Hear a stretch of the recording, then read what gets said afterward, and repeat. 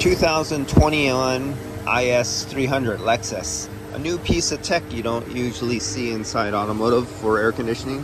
So what am I showing you here? Take a look at this. Looks like chrome or some very reflective. Is this plastic or is it? Yeah, it's a chrome plated or aluminum plated. Trying to get to see it good. Yeah, it's some sort of plastic. And it looks like it has a chrome or aluminum plate. Now you see this is the exhaust manifold right here, and then they have a little heat shield right here. But because the radiant heat is so hot, it would literally add a superheat and heat to the return suction line. They put a reflective coating that is not in direct contact because it's loose on here and it's ridged and it's reflective and it's chrome colored. It reflects IR, the wavelength. Infrared heat, it reflects off of chrome. It would be better if it was gold. It reflects even more, but it reflects off of that. So that's their way of not adding superheat and actually putting a lot of load to the refrigerant as it's returning back, because I guess they had to, right there out of the dash, that's where the heater core is on this side instead of on the passenger side. They're going in on this side, on the driver's side, and passing, 1 finger distance between the heat shield and the refrigerant suction line. So that's something I haven't seen since. Remember the old B&Ws? They had kind of a fiberglass cloth material like this, but it kind of had a reflective layer over it.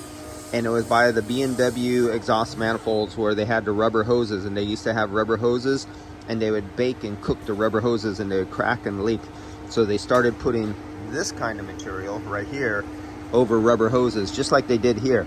So this is a rubber hose in here, and they kind of have that old B&W material on there from the 1970s, 1980s, because they're running this thing right over the intake and exhaust manifold right there.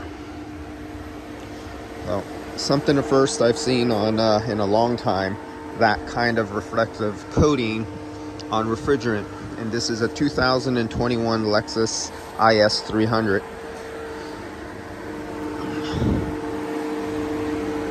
Yep.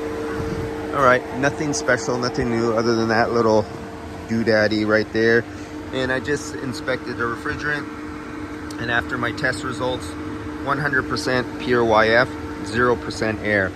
Now, one thing I notice about the quality of Toyotas and Lexus, when I do refrigerant to analyzer test on refrigerant from all cars, brand new, we're talking cars just from the manufacturer, some of them usually have 1 or 2, some of them, a couple of them even hit 3% air mixed in with refrigerant directly from the manufacturer. Brand new cars, a month old, 2 months old, right in an accident, I already find them contaminated from the manufacturer.